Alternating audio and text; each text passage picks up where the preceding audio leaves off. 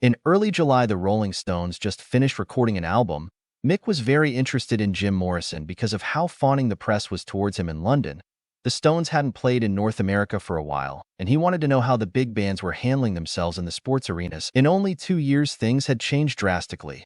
What Jagger wanted to know about Jim Morrison was how he handled himself on stage and how he could control the crowd so easy. When Mick arrived in Los Angeles, he asked about Jim Morrison's whereabouts. Jim was watching TV with the sound off, and a friend excitedly told him that Jagger was coming to Jim's little room.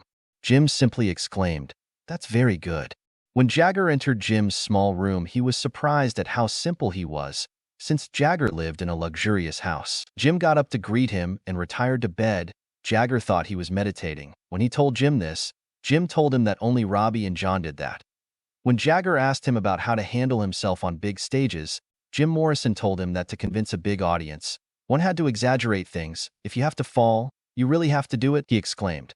There were some claims about Mick giving Jim some LSD-25 and that Jim swallowed it immediately after Jagger left the hotel. The Doors and Mick Jagger went out for Chinese food. According to Robbie, Mick was only interested in talking to Jim. When the Doors played the Hollywood Bowl, Jim seemed pretty introspective. The violent rock god was not present at that concert.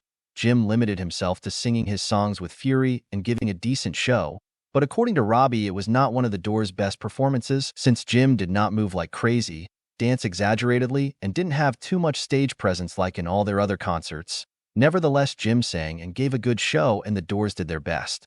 Jim was worried because Jagger was with Pam in the front row, and they seemed very close together. Some claim that Pam was sitting on Jagger's lap. After the Doors concert, it's been said that after this performance, Mick said that the concert had been boring. Perhaps he expected more acting or drama. According to the book Heart of Stone, The Unauthorized Life of Mick Jagger attended a wild party with Jim Morrison. Also in 1969, the FBI in Phoenix, Arizona arrested Morrison for drunk and disorderly conduct aboard a plane. Morrison, who was on his way to a Rolling Stones concert with actor Tom Baker, had been drinking and annoying the stewardesses. The pair spent the night in jail and were released on $2,500 bail. Jim really liked the Stones but never met the other members.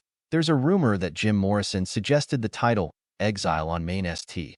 for the Rolling Stones double album while they were recording it in France. However, Keith Richards himself has debunked this story, Kind of bullshit story.